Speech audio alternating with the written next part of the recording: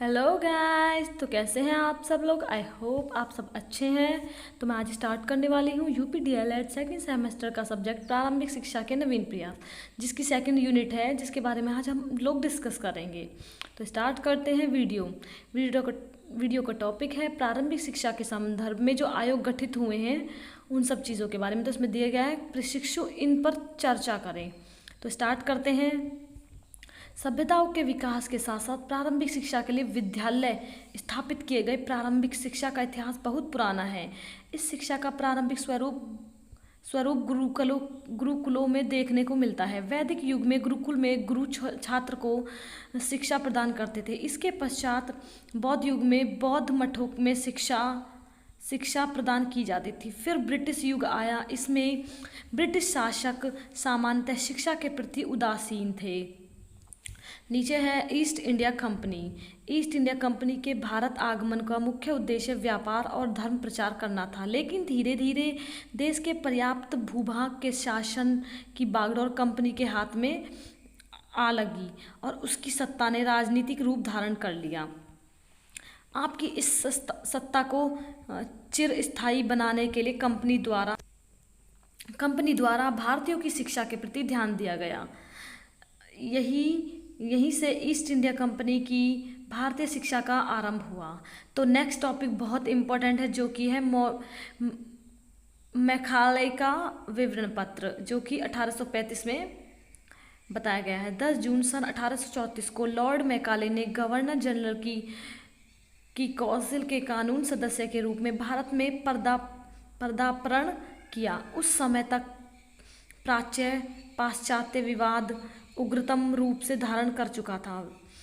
वैदिक ने मैकाले को बंगाल की लोक शिक्षा समिति का सभापति नियुक्त किया गया और इस विवाद को सुलझाने हेतु कानूनी सलाह देने का अनुरोध किया गया।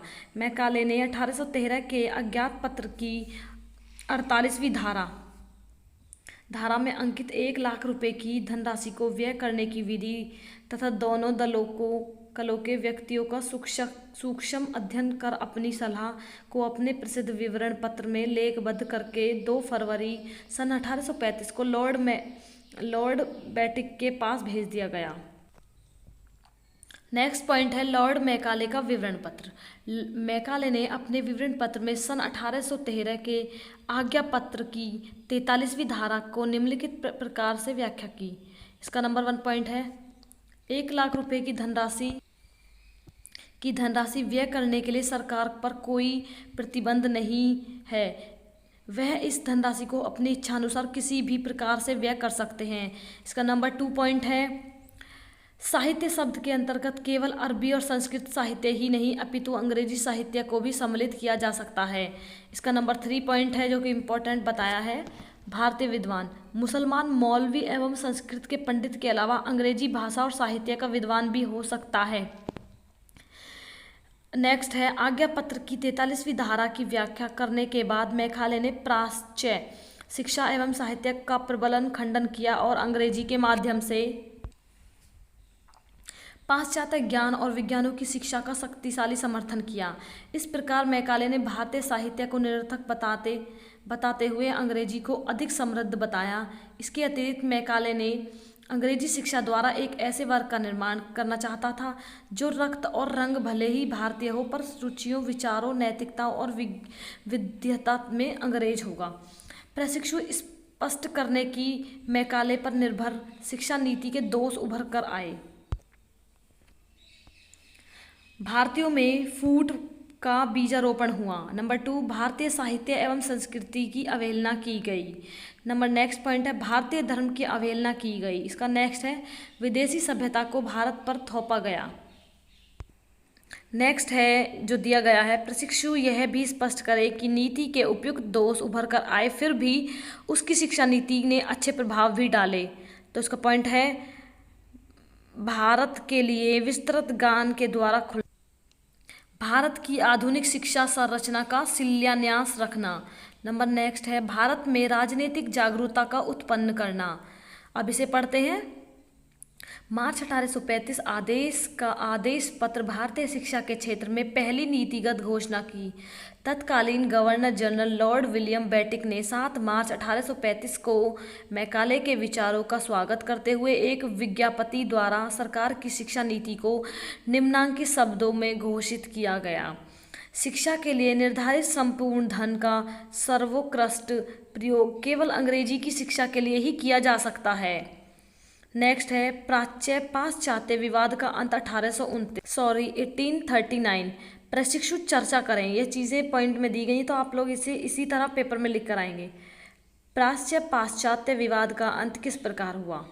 चर्चा उपरांत शिक्षक को स्पष्ट करते हुए विज्ञप्ति ने सरकार की शिक्षा नीति को निश्चित दिशा प्रदान कर दी, पर वह प्राच्य पाश्चात्य विवाद का अंत न कर सकी।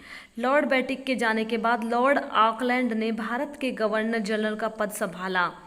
मतलब यही कि पाश्चात्य विवाद में लॉर्ड बेटिक के जाने के बाद ऑकलैंड नाम का एक व्यक्ति था जिसने ये सब चीज़ संभाली। ऑकलैंड ने निर्णय लिया कि यदि प्राच्य शिक्षा पर कुछ धन और व्यय कर दिया जाए तो प्राच्यवादी अपना आंदोलन स्थगित कर देंगे। अंत में तत्कालीन गवर्नर जनरल ऑकलैंड ने अपने विवरण पत्र ने प्राच्यवादी की प्रति वर्ष 31,000 रुपये की अतिरिक्त धनराशि देने की घोषणा की। इस घोषणा ने प्राच्यवादी को प्रसन्न कर दिया। फलस्वरूप लंबे समय से चले विवाद का अंत। नेक्स्ट पॉइंट बहुत इंपॉर्टेंट है। वुड के आदेश पत्र के सुझाव व सिफारिशें। Suggestion and recommendation of dispatch of would. प्रशिक्षु निम्न बिंदुओं पर चर्चा करें। नंबर 1 पॉइंट है वुड का घोषणा पत्र क्या था। नंबर 2 वुड के आदेश पत्र की सुझाव क्या क्या थे। तो पढ़ते हैं।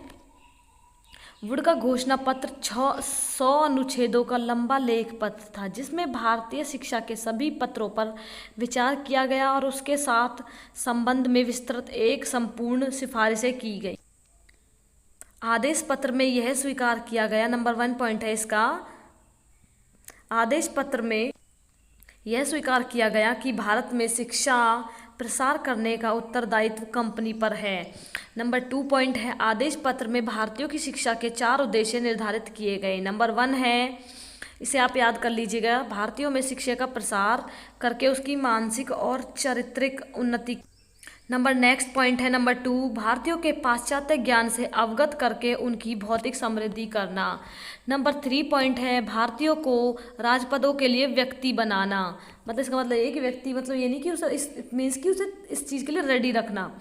नंबर 4 पॉइंट है भारतीयों को अपने देश को समृद्धिशाली बनाने में सहायता देना। अब आता है नंबर 3 पॉइंट जो वहाँ था ये तो सेकंड पॉइंट के पॉइंट थे जो मैंने आप लोगों को बताया। ये है 3rd पॉइंट। आदेश पत्र में अंग्रेजी और देसी भाषाओं दोनों का शिक्षा का माध्यम निश्चित किया गया। नंबर 4 पॉइंट है आदेश पत्र में भारतीयों को उच्च शिक्षा प्रदान के लिए मद्रास, बम्बई और कलकत्ता में विश्वविद्यालय स्थापित करने की आशा दी गई। नंबर 5 पॉइंट है आदेश पत्र में यह निर्णय लिया गया कि संपूर्ण भारत में क्रमबद्ध शिक्षा संस्थाओं की योजना को क्रियान्वयन किया जाए। आदेश पत्र में भवन निर्माण, छात्रवृत्तियों, पुस्तकालयों, अध्यापकों के वेतन आदि के लिए भी सहायता अनुदान प्रणाली की व्यवस्था की गई। इन्हीं पॉइंट्स को आप याद कर सकते हैं। 7-8 अगर नहीं याद कर पाए तो आप 5-6 याद कर लीजिए क्योंकि ये इसका 7 पॉइंट है। आदेश पत्र में अध्यापकों के प्रशिक्षण के लिए विभिन्न प्रकार के प्रशिक्षण संस्थाओं की स्थापना पर बल दिया गया। नंबर 8 पॉइंट है व्यावसायिक शिक्षा पर जोर देते हुए आदेश पत्र में कहा गया कि भारत में ऐसे स्कूलों और कॉलेजों की स्थापना की जाए जिनमें छात्रों को विभिन्न व्यवसायों की शिक्षा की सुविधा मिल सके। नंबर नेक्स्ट, आदेश पत्र में स्त्री शिक्षा एवं शिक्षा को बढ़ावा देने के आदेश पत्र में सहायता अनुदान प्रदान करने की व्यवस्था की गई। नंबर 10 और लास्ट पॉइंट है आदेश पत्र में इस बात पर बल दिया गया कि अंग्रेजी शिक्षा प्राप्त व्यक्तियों को सरकारी नौकरी दी जाए। उपयुक्त विवेचन के आधार पर कहा जा सकता है कि वुड के आदेश पत्र ने भारत में शिक्षा व्यवस्था को एक नूतन आयाम देने की संकल्पना की। उनके सुझावों के फलस्वरूप भारत में शिक्षा पर अधिक व्यय करके जनसाधारण की शिक्षा पर जोर दिया गया।